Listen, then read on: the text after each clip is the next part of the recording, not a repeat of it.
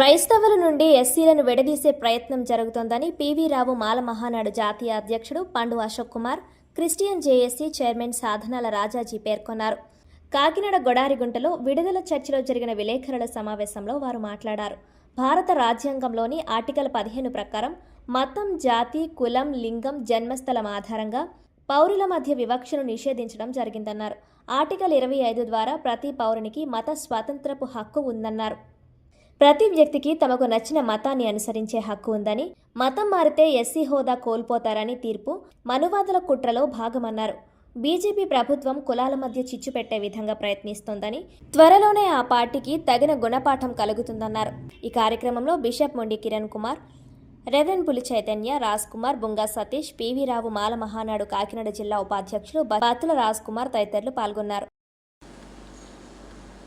ఎస్సీలు ఎవరైనా కానీ క్రైస్తవులు కానీ ఉంటే వారు ఎస్సీ హోదాను తొలగించబడుతుంది వారికని ఒక తీర్పు ఇవ్వడం జరిగింది.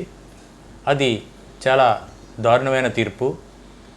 దాన్ని సభ్య సమాజం అంతా కూడా ఖండించవలసిన అవసరం ఉంది. ఎందుకంటే ఈ దేశంలో రాజ్యాంగం అనేది అందరికీ సమానం. అలానే రాజ్యాంగంలో అందరికీ కూడా మౌలిక వసతులు కల్పించడం జరిగింది. వారు స్వేచ్ఛగా ఈ దేశంలో తిరగవచ్చు, ఎవరికి భంగం కలిగించకుండా. అలాగే ఏ మతాన్నైనా స్వీకరించవచ్చు, ఏ తిండైనా తినవచ్చు, ఏ బట్ట అయినా కట్టుకోవచ్చు. ఆ స్వేచ్ఛ మనకుంది. అది ఇతరులకు ఎవరికి కూడా హాని కలిగించకుండా మనం చేసే కార్యక్రమాలు. అందులో భాగంగా ఈరోజు మతం అనేది ప్రతి ఒక్కరూ వారి వారి అభిప్రాయాల ప్రకారం వారికి నచ్చిన మతాన్ని స్వీకరించే హక్కు కూడా రాజ్యాంగం ఇవ్వబడింది. మతం అనేది ఒక దేశానికి సంబంధించింది కాదు.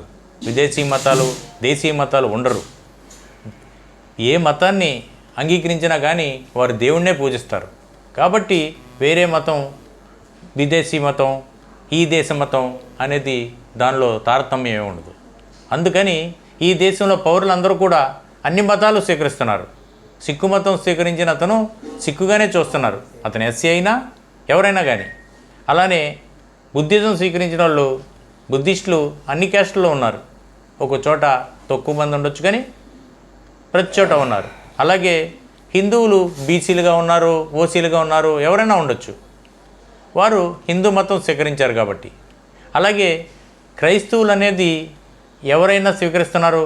దాంట్లో క్రైస్తవులు ఎస్సీలే లేరు, బీసీలు ఉన్నారు, ఓసీలు ఉన్నారు. వారందరికీ రాని వ్యత్యాసం ఎస్సీలు ఒక్కరికే ఎందుకు వచ్చిందని మేము ప్రశ్నిస్తున్నాం.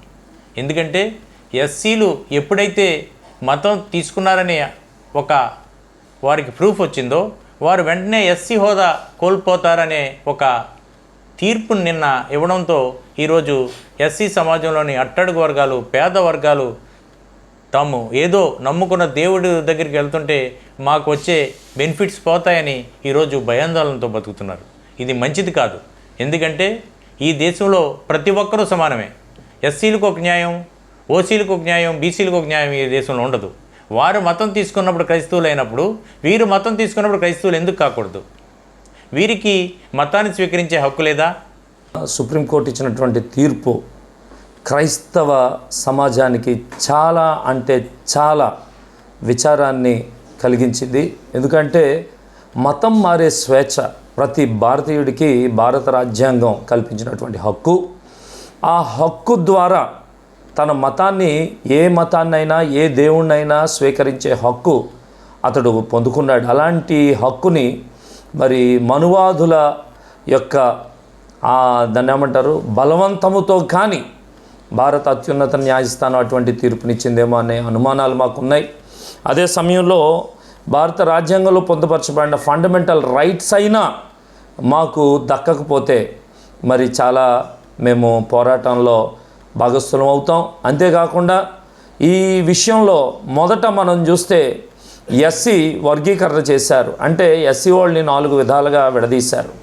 అలాగే ఎస్సీ వాళ్ళు విడిపోయిన తర్వాత ఇప్పుడు మళ్ళా క్రైస్తవులు, ఎస్సీలు వేరని చెప్పి ఎస్సీల నుంచి మళ్ళీ క్రైస్తవుల్ని వేరు చేస్తున్నారు. ఇవాళ క్రైస్తవుల్ని, ఎస్సీలని వేరు చేస్తే మరి ఈ పాలకులకి, మరి గవర్నమెంట్ వారికి ఈజీ అవుద్దనే ఉద్దేశంతోనో మరి ఏంటో కానీ. అయితే ఒకటండి, ఎస్సీ వాళ్ళందరూ కూడా ఎప్పటికైనా ఒకటయ్యే రోజు రాబోతుంది. మీరు వేసే ప్రతి అడుగుని ప్రతి ఎస్టీ వాళ్ళు కూడా ప్రతిఘటించే రోజు చాలా దగ్గరలో ఉంది. కాబట్టి దయచేసి ప్రభుత్వాలు మేల్కోవాలి. అదే సమయంలో ఎస్సీగా పుట్టినటువంటి మనం ఇటువంటి అన్యాయాన్ని ఎదిరించడానికి మనం అందరం కలిసి మరి ఒకటండి, పోరాటం అంటే